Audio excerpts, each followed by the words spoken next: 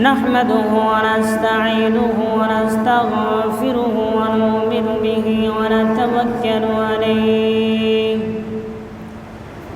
ونعوذ بالله من شرور أنفسنا ومن سيئات أعمالنا من يهد الله فلا مضل له ومن يضلله فلا هادي له ونشهد أن لا إله إلا الله وحده لا شريك له ونشهد أن سيدنا وسندنا وحبيبنا ومولانا محمد الذي أرسله بالحق بشيرا ونذيرا وداعيا إلى الله بإذنه وسراجا وقمرا منيرا فقد قال الله تعالى في كلامه المجيد والفرقانه الحميد أعوذ بالله من الشيطان الرجيم بسم الله الرحمن الرحيم ومن الناس من يقول آمنا بالله وباليوم الآخر وما هم بمؤمنين إن الله ملائكته يصلون على النبي يا أيها الذين آمنوا صلوا عليه وسلموا تسليما اللهم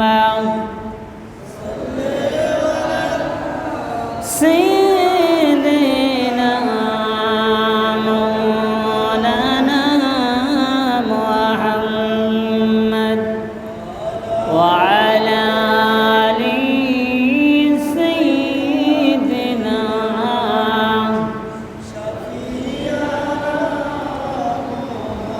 প্রাণ খুলে মোহাব্বতের সাথে সকলেই পড়ি আল্লাহুম্মা সাল্লি আলা সাইয়্যিদিনা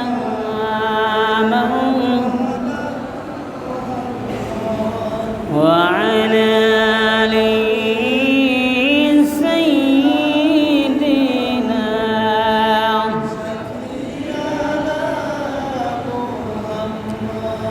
বিশ্ব ভুবনে যাহা কিছু আছে সকলেই মানিল তাদের প্রভুকে কেবলই মানুষ বনে বেহুশ চিনল না তার স্রষ্টাকে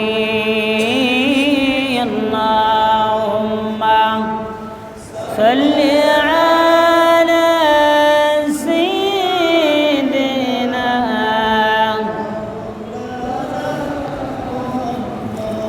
وعلى آله سيدنا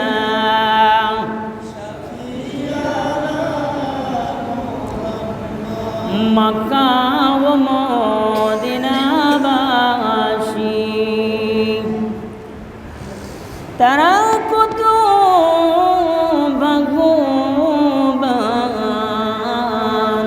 মক্কা ও মদিনাবাসী তারা কত ভাগ্যবান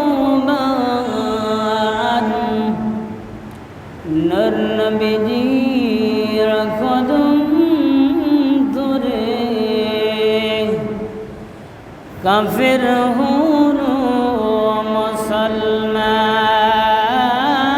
আল্লাহুম্মা সাল্লি আলা সাইয়্যিদিনা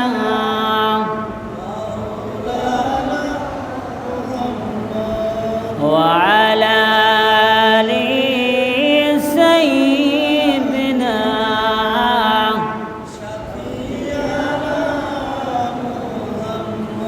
দাদাও ছিল এখন বাবাও কিন্তু থাকবে না তোমার আমার আসল বাড়ি কবর মাঝে ঠিকানা আল্লাহুম্মা সাল্লি আলা সাইয়্যিদিনা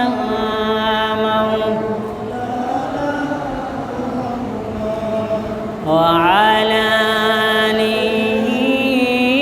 সাইয়্যিদিনা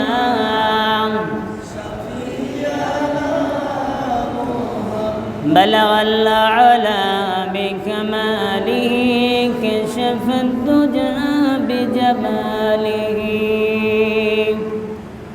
حصلت جميع خصاله صلوا عليه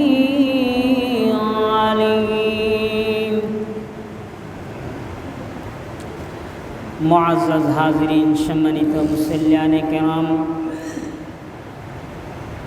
পর্দার আড়ালে মা ও বোনেরা আসসালামু আলাইকুম ওয়া রাহমাতুল্লাহি ওয়া বারাকাতুহু।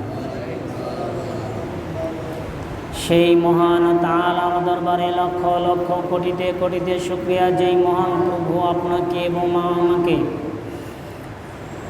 হাজারো লোকের ভিড় থেকে, হাজারো মানুষের মধ্য থেকে, হাজারো কাজের মধ্য থেকে আপনাকে আমাকে যাচাই করে বাছাই করে পৃথিবীর শ্রেষ্ঠ ঘরের মধ্যে বসে আকায়ে নামদার তাজদার মদিনা মুহাম্মদ মুস্তাফা সকলে বলি নূরে মুজাসসাম, সকলে বলি সাল্লাল্লাহু আলাইহি ওয়াসাল্লামের উপর কয়েক মর্তবা দরুদ শরীফ পড়ার তৌফিক দান করলেন। সেই মহা মুনিবের দরবারে সবাই মিলে শুকরিয়া আদায় করি, সবাই বলি আলহামদুলিল্লাহ। সেই মহান তাআলার দরবারে অসংখ্য সুজুদ জানাচ্ছি, যেই মহান প্রভু আপনাকে এবং আমাকে অতি ভালোবেসেন। 18,000 মাখলুকাতের মধ্যে থেকে যাকে আল্লাহ পাক রব্বুল আলামিন কুরআনুল কারীমের মধ্যে ঘোষণা দিয়েছেন, ওয়ালাকাদ কাররামনা বানি আদম, আমি আল্লাহ পাক রব্বুল আলামিন বানি আদমকে সৃষ্টি সেরা হিসেবে তৈরি করেছি। সকলেই বলি সুবহানাল্লাহ। যেই মহান প্রভু আপনাকে এবং আমাকে সৃষ্টি সেরা হিসেবে ঘোষণা দিলেন, সেই মহান প্রভুর দরবারে আবারও শুকরিয়া আদায় করি, সবাই বলি আলহামদুলিল্লাহ। যাই হোক, আমাদের আজকের আলোচনা হচ্ছে মুনাফিক। মুনাফিকের কিছু পরিচয় আমরা জানার চেষ্টা করব, সকলে বলি আলহামদুলিল্লাহ। আর একটু জোরে সরে বলি, সকলে বলি আলহামদুলিল্লাহ। মুনাফিক কাফেরের চেয়ে ভয়ঙ্কর। মুনাফিক কার চেয়ে ভয়ঙ্কর? মুনাফিক কাফেরের চেয়ে ভয়ঙ্কর। কাফের কাকে বলা হয়? কাফের ওই ব্যক্তিকে বলা হয় যেই ব্যক্তি আল্লাহ এবং আল্লাহর রাসূলকে মানে না, সেই ব্যক্তি কি? কাফের। অর্থাৎ আল্লাহর রাসূলের সে স্বীকার করে না যে রাসূল সাল্লাল্লাহু আলাইহি সাল্লাম আমাদের একজন নবী, এটা যে ব্যক্তি মানবে না সে কি? কাফের। এটার কোনো ফতোয়া নাই, এটা কোনো দলিল নাই, একবার বিনা দলিলে বিনা ফতোয়ায় সে কাফের। আল্লাহ পাক রব্বুল আলামিনের ব্যাপারেও যেই ব্যক্তিকে আল্লাহ যদি মনে করেন যে আল্লাহ বলতে কেউ নাই, কিচ্ছু নাই, সেই ব্যক্তি কি? কাফের। অর্থাৎ এক কথায় সে কাফের। সে মানল না আল্লাহ পাক রব্বুল আলামিন এবং তার রাসূল সাল্লাল্লাহু আলাইহি সাল্লামকে, এক কথায় সে কাফের। কিন্তু মুনাফিক হচ্ছে সমাজের ভিতরে সবচেয়ে ভয়ঙ্কর লোক, সকলে বলি নাউজুবিল্লাহ। আর একটু জোরে বলি নাউজুবিল্লাহ। কারণ মুনাফিক এমন একজন লোক, মুনাফিক এমন একজন মন মানসিকতার লোক, যেই লোকটা আপনার ঈমানকে ধ্বংস করে দিবে। কথা বুঝতে পারেন নাই? মুনাফিক এমন একজন ব্যক্তি, এমন একজন লোক, যেই ব্যক্তি আপনার ঈমানকে ধ্বংস করে দিবে। আর কাফের কি করবে না? আপনার ঈমান কখনোই ধ্বংস করবে না সে। কিন্তু মুনাফিক আপনার ঈমান ধ্বংস করে দেবে, আপনার সংসার নষ্ট করে দিবে, আপনার সংসারের ভিতরে আল বাজাইয়া একটা তহমত লাগাই দিবে। এই জাতীয় লোককে কি বলা হয়? কথা বলেন, মুনাফিক। সূরাতুল বাকারার মধ্য থেকে ছোট্ট একটা আয়াত করেছি। এই আয়াতের উপর ভিত্তি করে ইনশাআল্লাহ আজকে আমরা আলোচনা করব। সকলে বলি আলহামদুলিল্লাহ। এবং এই আয়াতের উপর ভিত্তি করে আল্লাহ পাক রব্বুল আলামিন যেন সর্বপ্রথম আগে আমাকে আমল করার তৌফিক দান করুন। সকলে বলি আমিন। এবং আমরা যারা শ্রোতা মণ্ডলী আছি, যারা আমরা শুনতেছি, তাদেরকেও এই আয়াতের উপর ভিত্তি করে, এই আয়াতের উপর আমল করে যেন আমরা জীবন যাপন করতে পারি। সবাই বলি আমিন। আল্লাহ পাক রব্বুল আলামিন বলতেছেন, ওয়া মিনান নাসি মান ইয়াকুলু আমান্না। কথাগুলো খুব খেয়াল করেন। ওয়া মিনান নাস, তোমাদের মাঝে এমন কিছু মানুষ আছে, এমন কিছু নাস আছে। নাস মানে কি? মানুষ আছে। এমন কিছু মানুষ আছে, মান ইয়াকুলু, তারা বলবে, আমান্না, আমরা ঈমান এনেছি, বিল্লাহি, আল্লাহর প্রতি। কার প্রতি? আল্লাহর প্রতি। তাহলে আমাদের মধ্য থেকে এমন কিছু মানুষ আছে যারা বলবে আমরা আল্লাহর প্রতি ঈমান এনেছি, এবং তারা বলবে অবিল ইয়াউমিল আখিরি ওয়া মা হুম বিমুমিনিন। অবিল ইয়াউমিল আখিরি, আমরা ওই আখিরাতের দিনের প্রতি, অর্থাৎ পরকালের প্রতি আমরা ঈমান এনেছি। কারা বলবে? আমাদের মধ্য থেকে যেসব মানুষ আছে। কার ঘোষণা এটা? আল্লাহ পাক রব্বুল আলামিনের ঘোষণা, যে তারা বলবে যে আমরা ঈমান আনেছি আল্লাহর উপর, অবিল ইয়াউমিল আখিরি, এবং শেষ দিনের প্রতি অর্থাৎ কিয়ামতের প্রতি আমরা ঈমান এনেছি। এখন আল্লাহ পাক রব্বুল আলামিন জবাব দিচ্ছেন, ওমা হুম বিমুমিনিন, ওমা হুম, সাবধান, বিমুমিনিন, তারা কিন্তু কখনো ঈমানদার না। কথাটা বুঝতে পারছেন? কে বলতেছেন?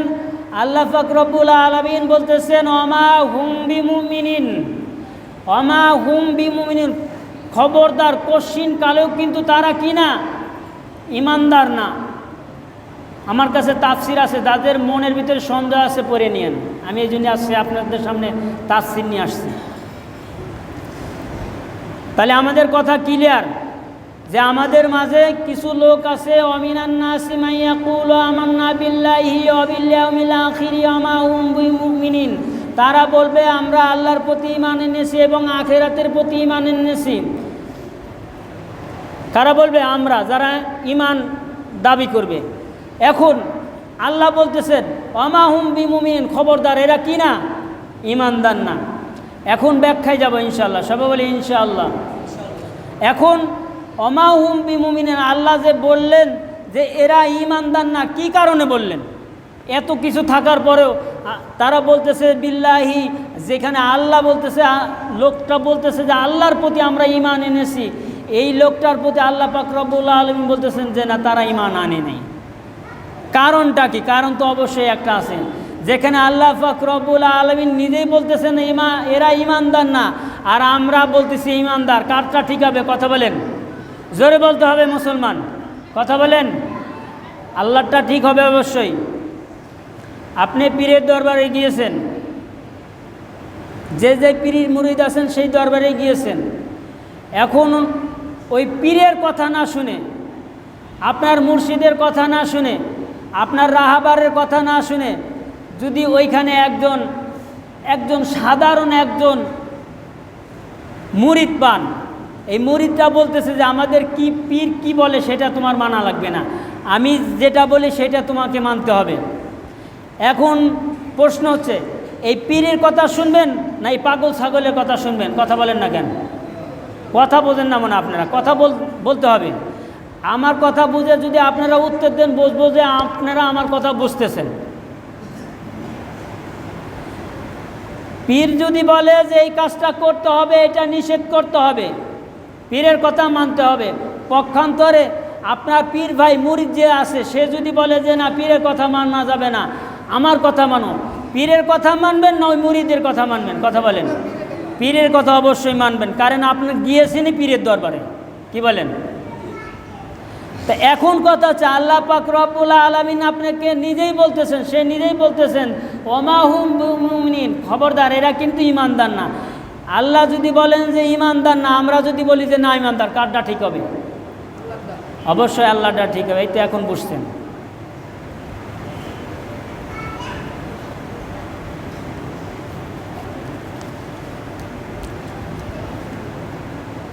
তাহলে কাফের এবং মুনাফিকের পরিচয়টা বোঝা গেল। কি বলেন? কাফের এবং মুনাফিকের পরিচয়টা বোঝা গেল। কিন্তু এরা আপনার সমাজে, আমার সমাজে, আমার ভিতরে দেখাবে অনেক ভালো। কি দেখাবে? অনেক ভালো দেখাবে। কিন্তু এই লোকগুলো কারা? যারা আল্লাহর প্রতি ঈমান আনবে, আখেরাতের প্রতি ঈমান আনবে, আল্লাহ নিজেই বলতেছেন যে এরা ঈমানদার না। এই লোকগুলো কারা আমাদেরকে বের করতে হবে। কি বলেন? জানার দরকার না? কি বলেন? অবশ্যই জানার দরকার। কারণ এই লোকদের থেকে আপনি যদি না বাঁচেন, না আপনি তো ওই লোকটা তো নিজে ধ্বংস হয়েছেই, আপনাকেও ধ্বংস করে ছাড়বে সে। কথাটা বুঝতে পারছেন? সে নিজে তো ধ্বংস হয়েছে, সে আপনাকেও ধ্বংস করে ছাড়বে। এটা হচ্ছে মুনাফিক। এটা কি? মুনাফিক। আল্লাহ পাক রব্বুল আলামিন বলেন ইন্নাল মুনাফিকিনা ফিদ দারকিল আসফালি মিনান নার। প্রত্যেক মুনাফিকরাই হচ্ছে জাহান্নামের গোষ্ঠী। কার গোষ্ঠী? জাহান্নামের গোষ্ঠী। কার কথা? আল্লাহ পাক রব্বুল আলামিনের কথা। এখন মুনাফিক চিহ্নিত লোক আমাদের সমাজে, আল্লাহর হাবিব সাল্লাল্লাহু আলাইহি সাল্লামের কাছে হযরত জিবরাইল আলাইহিস সালাতু ওয়াস সালাম ওহী নিয়ে আসলেন। কি নিয়ে আসলেন? ওহী, বার্তাবাহক, বার্তা নিয়ে আসলেন। আল্লাহর হাবিবকে বলতেছেন ইয়া রাসূলুল্লাহ, মুনাফিকদের লিস্ট নেন। কি নেন? মুনাফিকদের লিস্ট নেন, দেখেন আপনার উম্মতের ভিতরে কে মুনাফিক আছে। আল্লাহর হাবিব সাল্লাল্লাহু আলাইহি সাল্লামকে যখন দোয়া হলো, মুনাফিকের লিস্টটা দোয়া হলো, সর্বপ্রথম লিস্টটা বের করে দেখেন আব্দুল্লাহ বিন উবাই। সকলে বলি নাউযুবিল্লাহ। নাম কি লোকটার? আব্দুল্লাহ বিন উবাই। মুনাফিকের পরিচয়টা দিয়ে দেয় আপনাদের কাছ। আজকে একটু খেয়াল রাখেন যে মুনাফিক কারা। এইগুলো কথাগুলো খেয়াল রাখবেন, আপনার ঈমানকে ধ্বংস করতে পারবে না ওই ব্যক্তি। সকলে ইনশাআল্লাহ। রাসূল সাল্লাল্লাহু আলাইহি ওয়াসাল্লাম চিঠিটা বের করে দেখে সর্বপ্রথম যেই ব্যক্তির নাম, সেই ব্যক্তির নাম কি? আব্দুল্লাহ বিন উবাই। রাসূল সাল্লাল্লাহু আলাইহি ওয়াসাল্লাম তো দেখে চিঠিটা দেখেই অবাক। হারে সর্বনাশ, এই লোক তো আমার পিছনে নামাজ পড়ে। কথা বলেন না কেন? এই লোক তো আমার পিছনে নামাজ পড়ে, তাহলে সে মুনাফিক হলো কিভাবে? এই লোক তো বড় জুব্বা পরে, তাহলে সে মুনাফিক হলো কিভাবে? এই লোকের মুখে তো বড় দাড়ি আছে, তাহলে সে মুনাফিক হলো কিভাবে? কথা বোঝেন নাই? আল্লাহর হাবিব সাল্লাল্লাহু আলাইহি সাল্লাম হযরত জিবরাইলকে জিজ্ঞাসা করতেছেন, হে ভাই জিবরাইল, এরা মুনাফিক কিভাবে হলো? হযরত জিবরাইল আলাইহিস সালাতু ওয়াস সালাম উত্তর দিয়েছেন, ইয়া রাসূলুল্লাহ, এরা আপনার পিছনে ঠিকই নামাজ পড়ে, আপনার পিছনে ঠিকই নামাজ পড়ে, কিন্তু যারা কাফের গোষ্ঠী আছে, আবু লাহাব আছে, আবু জেহেল আছে, তাদের কাছে গিয়ে আপনার নামে বদনাম করে, অথচ আপনার পিছনে এরা নামাজ পড়ে। এরা কি? কথা বলেন, জোরে বলতে হবে মুসলমান। এরা কি? মুনাফিক। এখানে বলার একটা কারণ আছে, একটাই কারণ, সেটা যেন আপনার ঈমান কোনো ব্যক্তি ধ্বংস না করতে পারে। তাহলে আমি যা দিয়ে যদি আজকে এই কাকার নামে যদি বদনাম করি, আমাদের মসজিদের ধরি যেহেতু সে নিরীহ মানুষ, সে আমার নামে বদনাম করবে না, হয়তো আপনার নামে করলে হয়তো কিছু বলতে পারেন। যাই আমি কাকার নামে যদি মামার কাছে গিয়ে যদি বলি আপনি তো বিয়েই হয়, আপনি তো ভাই হয়, সেই লোকটা কিন্তু আপনার এইরকম চেষ্টা করতেছে, আসলে কিন্তু কিছু না। আমি এই লোকটারে তার কাছে কালারিং করার জন্য আমি এই লোকটার কাছে ভালো হওয়ার জন্য যত কিছু প্রয়োজন সমস্ত কিছুই প্রয়োগ করতেছি। এই লোকটাই হচ্ছে সবচেয়ে বড় মুনাফিক। কথা বলেন, সবচেয়ে বড় মুনাফিক। হ্যাঁ, মুনাফিক সেই জন্য বললাম যে কাফের মুনাফিকের চেয়েও মুনাফিক খারাপ, কাফের চেয়েও কি মুনাফিক খারাপ। কারণ মুনাফিকের সে ইমান নিজের ধ্বংস করছে, আরও কার ধ্বংস করতেছে? আর একজনের ইমানকে সে ধ্বংস করতেছে।